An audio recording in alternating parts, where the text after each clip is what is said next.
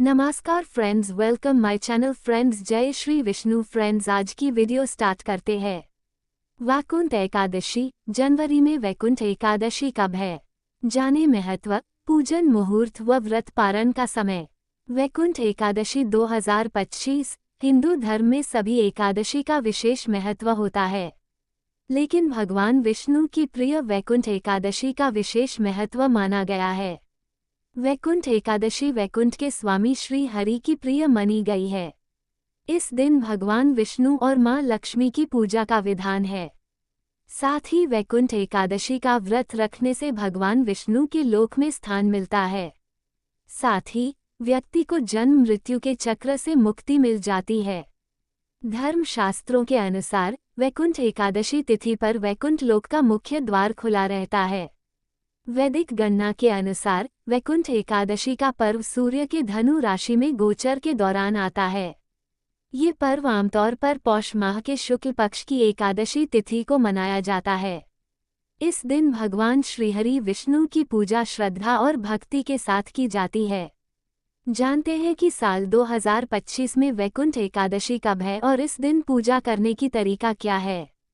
साल 2025 में वैकुंठ एकादशी कब?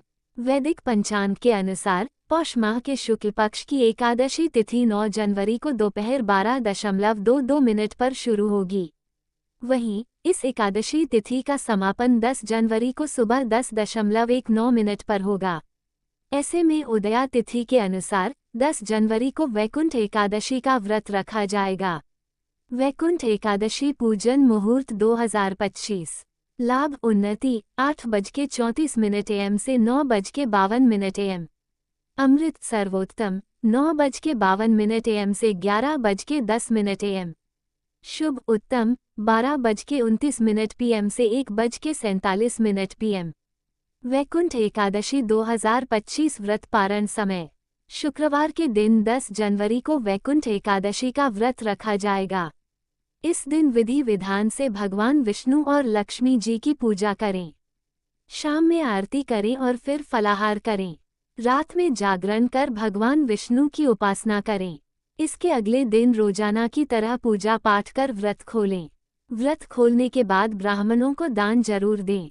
वैकुंठ एकादशी का व्रत 11 जनवरी को सुबह 7:21 से लेकर 8:21 के बीच खोल सकते हैं। वैकुंठ एकादशी पूजा विधि। वैकुंठ एकादशी के दिन ब्रह्म मुहूर्त में उठें। उठकर भगवान विष्णु का ध्यान कर दिन की शुरुआत करें। इसके बाद घर की सफाई करें और गंगाजल का छिड़काव करें। फिर सामान्य पानी में गंगाजल मिलाकर स्नान करें। अब आचमन करने के बाद पीले रंग के कपड़े पहनें। इसके बाद सूर्य देव को तांबे के लोटे से जल का अर्घ्य दें। पंचोपचार करने के बाद भगवान विष्णु की पूजा करें। पूजा के समय भगवान विष्णु को फल, फूल आदि चीजें अर्पित करें। अंत में आरती कर घर की सुख समृद्धि की कामना करें। वैकुंठ एकादशी की उत्पत्ति, इतिहास और महत्व। वैकुंठ एकादशी सभी एकादशियों में सबसे शुभ है। ऐसा माना जाता है कि इस दिन व्रत रखने से 23 एकादशियों के व्रत रखने के बराबर फल मिलता है। हिंदू पौराणिक कथाओं के अनुसार वैकुंठ शब्द का अर्थ है भगवान विष्णु का निवास, जहाँ किसी भी चीज की कमी नहीं है, केवल बहुतायत है। एकादशी शब्द एक संस्कृत शब्द है जिसका अर्थ है शुक्ल पक्ष या 11वां चंद्र दिवस, अमावस्या और पूर्णिमा के बीच का दिन।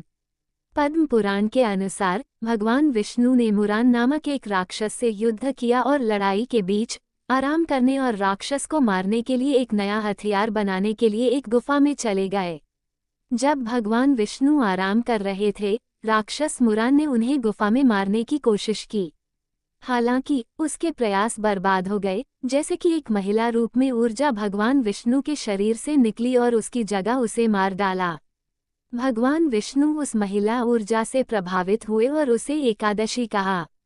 उन्होंने उसे एक वरदान भी दिया और उसके वरदान के रूप में उसने पूछा कि जो कोई भी उस दिन उपवास करेगा उसे मोक्ष प्रदान किया जाएगा। भगवान विष्णु ने उसे वह वरदान दिया। तब से यह माना जाता है कि जो कोई भी एकादशी या हिंदू कैलेंडर माह मार्गशीर्ष या मार्गाजी के 11वें चंद्र दिवस पर उपवास करता है, उसे मोक्ष की प्राप्ति होती है और वह स्वर्ग पहुंचता है। उस दिन से हिंदू, खास तौर पर वैष्णव, भगवान विष्णु के निवास या स्वर्ग तक पहुंचने के लिए इस दिन उपवास रखते हैं। भगवान विष्णु का निवास या वैकुंठ का द्वार पूरे साल बाहरी लोगों के लिए बंद रहता है। केवल वैकुंठ एकादशी पर वैकुंठ द्वार या वैकुंठ का द्वार सभी के लिए खुला रहता है। इसलिए वे गंभीरता से सोचते हैं कि वैकुंठ एकादशी पर उपवास रखने से वे यम या मृत्यु के देवता का सामना किए बिना वहां वैकुंठ द्वार पहुंच जाएंगे। हिंदू किसी भी एकादशी पर चावल नहीं खाते हैं क्योंकि ऐसा माना जाता है कि दानव मुरन चावल के दानों में रहता है। वैकुंठ के इतिहास के बारे में एक और किंवदंती है कि इस दिन सागर मंथन किया गया था। इस सागर मंथन के दौरान दूध के सागर से दिव्य अमृत निकला, जिसे देवताओं में वितरित किया गया। इसलिए हिंदू भक्तों का मानना है कि इस शुभ दिन पर मरने वाले लोग जीवन और मृत्यु के चक्र से मुक्ति पाते हैं और स्वर्ग या वैकुंठ पहुंचते हैं। इस किंवदंती का समर्थन महाभारत की कहानी से होता है, जिसमें भगवान भीष्म एकादशी तक मरने की प्रतीक्षा करते हैं। कुछ स्थानों पर इस कारण से इसे भीष्म एकादशी के नाम से भी जाना जाता है। वैकुंठ एकादशी कैसे मनाई जाती है और कहाँ जाएं? पूरे भारत में वैकुंठ एकादशी वैष्णव मंदिरों या भगवान विष्णु मंदिरों में बड़े उत्साह और भक्ति के साथ मनाई जाती है। भक्त भगवान विष्णु से प्रार्थना करते हैं, तुलसी के पत्तों से पूजा करते हैं और प्रसाद, फल और मिठाई चढ़ाते हैं। वे पूरे दिन उपवास भी रखते हैं और विष्णु पुराण, श्री विष्णु सहस्रनाम और नारायण कवचम का पाठ करते हैं। भक्त भजन गाते हैं और भगवान विष्णु की कहानियां सुनने के लिए रात भर जागते हैं। वे भगवान विष्णु के मंदिरों में भी जाते हैं और ब्राह्मणों या किसी योग्य व्यक्ति को भगवद गीता देते हैं। वैकुंठ एकादशी 2023 उत्सव पूरे भारत में मनाया जाता है, खास तौर पर दक्षिणी राज्यों में। श्रीरंगम और तिरुपति मंदिर उत्सव मुख्य रूप से अपने वैकुंठ एकादशी उत्सव के लिए जाने जाते हैं। इसके अलावा वैकुंठ एकादशी के दौरान निम्नलिखित स्थानों पर जाना चाहिए। श्रीरंगम, तमिलनाडु में स्थित श्री रंगनाथ स्वामी मंदिर भारत के सबसे प्रसिद्ध मंदिरों में से एक है। इस शुभ दिन के उत्सव के लिए हर साल लाखों श्रद्धालु यहां आते हैं। इसके अलावा नाम्पेरुमल के नाम से प्रसिद्ध मंदिर को बहुमूल्य पत्थरों से भव्य रूप से सजाया जाता है। श्री वेंकटेश्वर स्वामी वारी मंदिर, तिरुपति, आंध्र प्रदेश, जिसे तिरुपति तिरुमला के नाम से भी जाना जाता है, दुनिया के सबसे धनी मंदिरों में से एक है। तिरुमला में वैकुंठ एकादशी उत्सव दुनिया भर में प्रसिद्ध है और कई भक्त इसे मनाने के लिए आते हैं। सीता रामचंद्र स्वामी मंदिर, भद्राचलम, आंध्र प्रदेश, इस दिन को धूमधाम से मनाया जाता है। इस दिन भगवान राम और लक्ष्मण की मूर्तियों को जुलूस के रूप में निकाला जाता है। श्री पार्थसारथी स्वामी मंदिर, त्रिपलिकेन, चेन्नई, तमिलनाडु, भगवान विष्णु का एक प्रसिद्ध मंदिर है।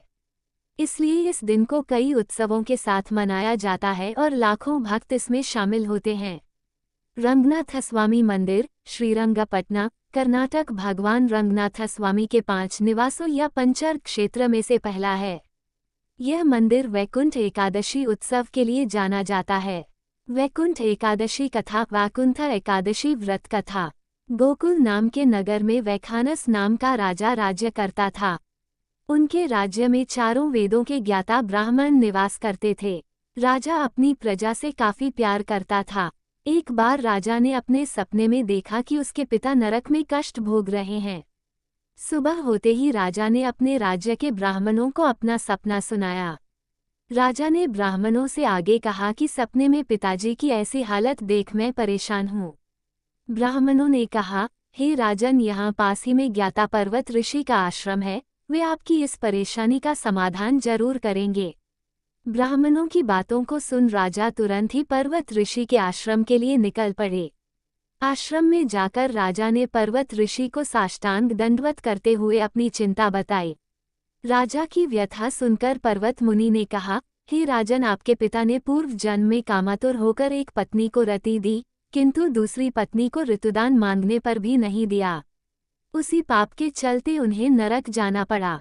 राजा ने अपने पिता को इस कष्ट से निकालने का उपाय पूछा, पर मुनि बोले, हे राजन, आप एकादशी का उपवास करें और उस उपवास के पुण्य को अपने पिता को संकल्प कर दें। इससे आपके पिता की नरक से अवश्य मुक्ति होगी। राजा ने वैसा ही किया। इस व्रत के प्रभाव से राजा के पिता को मुक्ति मिल गई और स्वर्ग में जाते हुए वे पुत्र से कहने लगे, हे पुत्र तेरा कल्याण हो। फ्रेंड्स, हमारे वीडियो कैसे लगा है जरूर कमेंट करके बोलना। Friends please like comment subscribe और शेयर करना नहीं भूलना। Friends please full video watch करना नहीं भूलना। और friends thank you so much और धन्यवाद। जय श्री विष्णु।